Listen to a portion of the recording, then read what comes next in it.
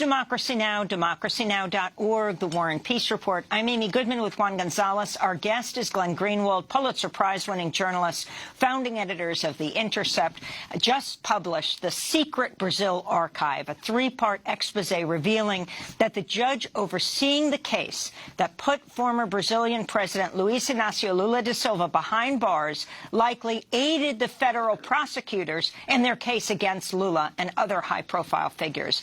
Lay out what you found in this three-part report, Glenn, and how it's rocking Brazil right now. Sure. So as your audience likely knows, because I've discussed it with you many times and you've covered it with other guests, Brazil is a country that has been swamped by multiple political crises, the impeachment of former Workers' Party President Dilma Rousseff, who succeeded Lula, the ascension of this far-right president, Jair Bolsonaro, economic crises and the like. But by far the biggest event in Brazil was the imprisonment last year of former President Lula da Silva, not just because he was such a giant on the world stage democratically, which he is, because he was elected overwhelmingly twice in 2002 and 2006, and his presidency was so successful in lifting millions of people out of poverty, in transforming Brazil, that he left Brazil and left office, with an 87% approval rating, which is unheard of. So to put somebody like that in prison is an earth-shattering story in and of itself, but it was made all the more consequential by the fact that all polls showed that Lula, who was running again for president last year, he was term limited out of office the first time, was the overwhelming favorite, was the massive front runner, was ahead by 20 to 30 points in every poll, including ahead of Jair Bolsonaro. And so to imprison Lula meant that he was rendered ineligible under the law to run, and that's what paved the way ultimately for Jair Bolsonaro's ascension to control over Brazil, which is the fifth most populous country in the world with massive oil reserves and the most important environmental resource on the planet, which is the Amazon, all of which is now in the hands of Jair Bolsonaro. This was done by a task force of prosecutors and a judge, Sérgio Moro, who have basically been turned into superheroes, into deities by the Brazilian press and by the world press. Sérgio Moro was heralded around the world as some great figure. He was named to the Time 100 list in 2016 and went to the gala in New York. He had a huge profile on him on 60 Minutes that was a puff piece, basically turning him into this noble anti-corruption figure. And there's been almost no questioning of anything that they've done, even though they've been using highly questionable practices. Here in Brazil, there's been a long time suspicion that they, in fact, were abusing their powers for political ends, that what they really were right-wing ideologues and operatives who were abusing the law to destroy the Workers' Party, one of the only left-wing parties in the entire democratic world that has dominated politics in a major country and has succeeded in anti-poverty programs, in order to usher in the pro-right faction into power, that they were abusing the law to basically put the leaders in prison to destroy the party. They've always vehemently denied this. They've said, we have no ideology, we have no party preference, we don't care who wins elections, we're only neutral judges and prosecutors applying the law.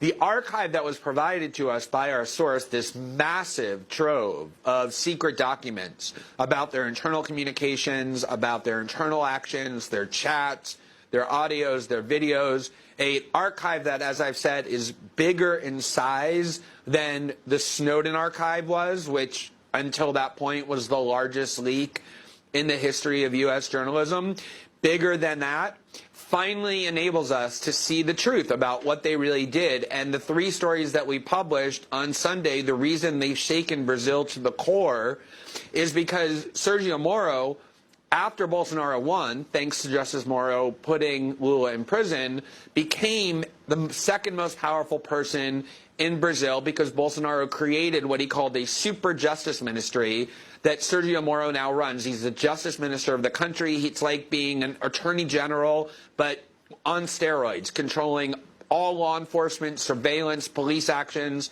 And what this material shows are three key things. Number one, it shows that inside the prosecutor task force, they were talking openly about how they wanted to make sure that the Workers' Party lost the election. And we can talk about the specifics, but in particular, there was a judge who authorized Lula to give an interview from prison 12 days before the election, and they panicked, and they said, we need to stop this, because if Lula is allowed to be heard from, there's a good chance he will make PT win the election, and we need to put a stop to this. They said they were praying every day that PT doesn't return to power, PT being the Workers' Party. So this 5-year claim that they had, we don't have any preferences for parties, we don't care who wins elections, was an absolute lie. They were talking openly and explicitly about how their top priority was making sure PT didn't win the election, exactly what people have been accusing them of. Secondly, just like in the U.S., a judge is required to be neutral. A judge can't favor one side or the other. And there's long been a suspicion that Judge Moro, when he was ruling on these cases, like finding Lula guilty, finding other left-wing leaders guilty and people from other parties guilty, that he was in fact collaborating in secret with the prosecutors to design the case. They vehemently and angrily denied this accusation. The head of the prosecutorial task force, who's a national hero in Brazil, Delton Dallagnol, wrote a book in which he said, these accusations are outrageous, they're disgusting. We have video of Judge Moro being asked about this, and he was so angry about it that he actually scoffed at it with a smile, saying, people talk about this as being as though it's Judge Moro's prosecution or Judge Moro's strategy. He said, people don't understand. Judges in Brazil have no role in prosecuting people. Our value is one of passivity. We simply listen to both sides, listen to the evidence, and make decisions. What the conversations that we publish show between Judge Moro and the head of the prosecutorial task force is that Judge Moro, in fact, was constantly directing, constructing, designing the entire prosecution, screaming at them when they were doing things that he thought were wrong, telling them how to better fortify the case, not just against Lula, but against other people. He was basically the commander of the prosecutorial team, and then walking into court as though he were sitting judging Lula's case and others as a neutral arbiter. So everything that they vehemently denied to the public they were doing, in fact, they were doing for years, as these documents show. And then the third key revelation, as you said, is that the specific case for which they prosecuted Lula,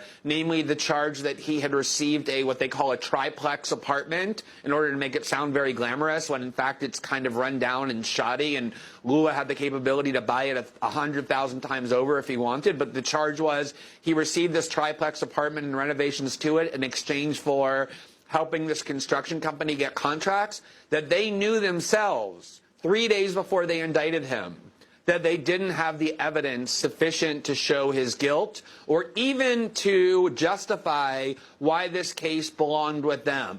But they just decided they were going to go forward anyway because they knew they had a judge, in Judge Moro, now Minister Moro, single-mindedly devoted to the goal of imprisoning Lula, and not just imprisoning him, but doing so in time to make him ineligible to run for 2018's election out of fear that PT would win the election. So the consequences of this revelation have been enormous because Moro, as I said, is the second most powerful person in Brazil after Bolsonaro, but he's by far the most respected person, or at least was the most respected person. And even his most ardent and loyal defenders, in light of these revelations, have said there's no way to defend this conduct. One of the biggest right-wing newspapers in Brazil, Estadão São Paulo, that has spent 4 years praising and heralding and cheerleading for Sérgio Moro, came out and said he needs to resign and the head of the task force needs to be fired, just based on the first 3 stories that we publish, and that's indicative and reflective of widespread sentiment, and that's why it's shaking Brazil to the core, because Sérgio Moro is crucial to the legitimacy of the Bolsonaro government. Well, Glenn, getting him to go join the government was a crucial part. Glenn, I wanted to ask you, because these are obviously very explosive conclusions that you've reached or you're reporting, could you talk a little bit about the archive sources that you have? In other words, I could understand the cell phone text, let's say, between different parties involved in this being leaked. But you were even talking about audio. How was the audio compiled? Were these people taping their own conversations? Or could you discuss a little bit the nature of the documents that you have? Sure. So when I say audio, generally what I mean is, and we haven't published any of the audios yet, so I'm reluctant to say much about them. But when I say audios, typically what I mean is not that they were taping their own conversations, but that they often communicated with one another using apps on telephones that enable you to either type out messages to people, to you text messages to people, or you can leave voicemail messages for people, essentially. So instead of typing some long message, you just click microphone on your telephone, you speak as a monologue, and you leave a message that way on somebody else's phone, which is a very common thing to do for people who use WhatsApp or Telegram or Signal. Those are the kinds of audios that I'm talking about. But because oftentimes, especially for complicated matters, you don't want to type huge paragraphs, you just want to speak, much of their communications, although it's not really technically taped, you end up getting a huge part of their conversation because they're speaking to one another in 1, 2, 3 minute monologues back and forth to one another. Those are the kinds of audios we have. So I wanted to turn to a video you tweeted Monday of Sérgio Moro speaking in 2016. He was a federal judge at the time. Vamos colocar uma coisa muito clara, né? Que se ouve muito por aí. Let's make something very clear. You hear a lot about Judge Moro's investigative strategy. I often say the public prosecutor's office, the federal police, and the subsidiary bodies are the ones responsible for that. I don't have any investigative strategy at all. The people who investigate or who decide what to do and such is the public prosecutor and the federal police. The judge is reactive. We say that a judge should normally cultivate these passive virtues. And I even get irritated at times. I see somewhat unfounded criticism of my work saying that I am a judge, investigator. I say go ahead and identify then, in my judicial decisions, a decision where I determine the production of legal proof without provocation. At most, I put together some documents for the eventual testimony of a witness. In this large hall of criminal cases, that's practically nothing. And now I want to turn to former Brazilian President Luiz Inácio Lula da Silva in his own words, appearing on Democracy Now! In March 2018, just before he was jailed. Now, if my innocence is proven, then Judge Moro should be removed from his position, because you can't have a judge who's lying in the judgment and pronouncing as guilty someone who he knows is innocent. He knows that it's not my apartment. He knows that I didn't buy it. He knows that I didn't pay anything. He knows that I never went there. He knows that I don't have money from Petrobras. The thing is that because he subordinated himself to the media, I said in the first hearing with him, you are not in a position to acquit me because the lies have gone too far. And the disgrace is that the one who tells the first lie continues lying and lying and lying to justify the first lie. And I'm going to prove that he has been lying. So that is now jailed former President Lula Inácio da Silva. The Brazilian Bar Association has called for Moro to be suspended and for all prosecutors involved in the scandal to be disbanded. Yet, as you've pointed out, Bolsonaro made him a kind of super justice minister, bringing together the functions of law enforcement, surveillance, and investigation, which were distributed to several ministries, all under Moro's super justice minister position, making him, as you pointed out, Glenn Greenwald, the second most powerful person in Brazil now. So what happens? So it's so fascinating because the story reminds me so much of the Snowden story in so many ways. One way, remember that the Snowden story essentially began when Snowden heard James Clapper go before the Senate and just look at them and just lie to their faces when he was asked, are you collecting data about millions of Americans. And he said, no, sir, we're not doing that. We have no such program. And it was shocking to Snowden to watch somebody in that high of a position so sociopathically lie. And that's the thing that finally drove Snowden to decide with finality, I need to show the truth. That's the same reaction I have when I listen to Judge Moro look in the cameras and say, I get irritated at the notion that I have any involvement in a prosecution when I've now read all of the years' worth of documents and conversations that a lot of which we publish and will continue to publish, showing that he did exactly what he looked at the camera with this smirk and just so smugly denied.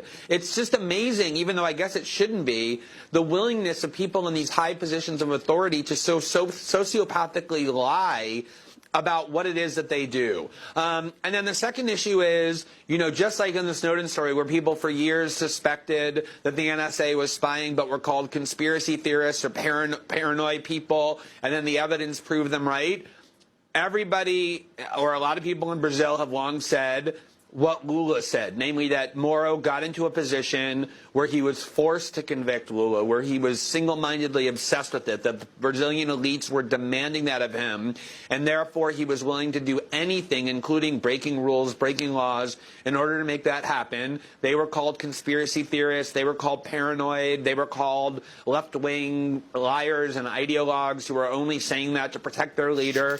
And as it turns out, what Lula said in that interview is absolutely right. And of course, the conviction that Sergio Moro issued, notwithstanding the fact that it was very quickly, very strangely quickly affirmed by an appellate court in time to make him ineligible to run, is now called into doubt because we know, because we've all seen the evidence, that the process that led to his conviction was deeply and inherently corrupted in the most basic way, because the person who found him guilty was doing exactly that which judges are prohibited from doing. And the Supreme Court will now decide whether that conviction can be maintained in light of what we've shown.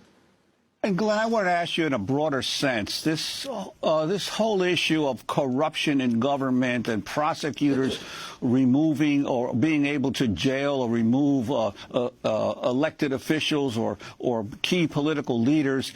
Clearly, in a democracy, there's in an industrial Western democracy, there's two ways to remove a leader. You vote them out of office, or you get them indicted and jailed and removed that way. To what extent is this a signal to people around the world and other countries about the kind of skepticism that you should have about investigations coming at the top leaders? And, of course, I'm sure there are people in the Trump supporters here in this country who would point to the FBI agent Peter Strzok and Lisa Page, the FBI counsel, as they were attempting to help remove Trump from office. But to what degree is this a warning for people in other countries to be wary and skeptical, even in the face of what seems initially to be damning evidence against a political leader?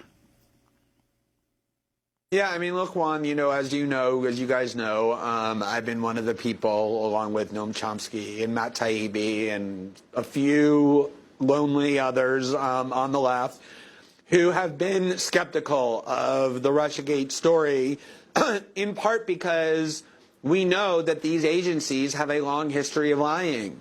And the FBI and the CIA and the NSA in the U.S. were vehemently opposed to Donald Trump and wanted Hillary Clinton because they trusted her much more. And so there was a concern always on my part that they were abusing their prosecutorial powers to interfere in our domestic election in the United States in order to help the candidate they wanted to win and hurt the candidate that they wanted to lose. There were other factions in the FBI, by the way, who wanted Donald Trump to win desperately and did their own abuse of power to hurt Hillary Clinton's chances and help Donald Trump win. So there were two different factions inside these law enforcement agencies interfering in the U.S. election by abusing their power to help the two candidates they preferred, which is an incredible, that was the real meddling. That was dangerous in the 2016 election. And of course, the parallel is very clear, which is that in Brazil, since 2002, the center-right, the oligarchical class, which, by the way, got kind of comfortable with Lula and PT, but nonetheless still wanted the center-right to be in power. And I asked Lula about that. Why would the elite be so opposed to you when the elite thrived under your presidency? Even though you lifted millions of people out of poverty, you weren't a socialist, you weren't Castro, you weren't Chavez. The markets in Brazil, the rich in Brazil, prospered under Lula. And he said it was cultural. They hated the fact that somebody who came from poverty was in the presidency, who doesn't speak perfect Portuguese, who didn't read until he was 10. They hated seeing in airports people who used to be invisible in the favelas now able to fly to visit their family, to be able to buy apartments. They hated it culturally. They felt like their Brazil was being taken away from them. And so they couldn't beat Lula. They couldn't beat the Workers' Party democratically. And so they abused the force of law in order to destroy the party that they couldn't beat politically. And this is a serious warning and a serious danger about why anytime people in power exercise power in secret, we need to be skeptical of them. All human beings. And I believe that these prosecutors began with good intentions. Brazil really is a country that has been plagued by corruption on the left and the right for a long time. They're young people. They're in their 30s. I believe they began with good intentions, but they became so drunk on their own power, nobody was questioning them. The large media here in Brazil, with the exception of Folha, one newspaper, stopped questioning what they were doing, just applauded for them, served as their tool. When you have that kind of faith being put into you, that kind of unquestioned power, as I'm not hardly the first person to observe, that kind of power corrupts people. And they got corrupted, they became politicized, and they became drunk on their own belief in their own goodness that they thought they were above the law and could break the rules because their ends justified the means. And it is an important lesson to learn about power in general. And, of course, they ousted, impeached Dilma Rousseff before they imprisoned Lula. Finally, Glenn, very quickly, you've got this three-part series. It's rocking Brazil right now. Calls for Moro to go down, the super justice minister, calls for Lula to be released. What do you think is the chance of this? And finally, you're saying this is larger than a Snowden cache of information. You have much more information that you haven't released. What are you doing with it? We are working feverishly to publish it as quickly as we can. Obviously, you know, there's a lot of desire to see more of it, but we have a responsibility, just like we did with the Snowden case, to make sure that what we're publishing is done well and professionally and accurately, because if we make a single mistake, they'll use that forever against us to undermine the credibility of the reporting. But definitely more is coming very soon. So when you ask what's going to happen with Moro, what's going to happen with Lula, a lot of it depends on how good of the reporting we do and how much more we show, which we have a lot more to show. But I believe even with just what we've shown, I'm not saying Sérgio Moro is about to be put out of office because he still has the support of Bolsonaro. He's still crucial to the government. But certainly he's severely damaged and weakened and will continue to be more damaged and weakened as we reveal more. I'm not sure he can survive that. But I do think there's a good chance that the Supreme Court will say that the conviction of Lula da Silva was a byproduct of so much impropriety that we cannot let it stand, that at the very least he needs a new trial and needs to be let out of prison while this new trial proceeds. Glenn Greenwald, we want to thank you for being with us. Pulitzer Prize-winning journalist, one of the founding editors of The Intercept, has just published The Secret Brazil Archive. We'll link to it at democracynow.org.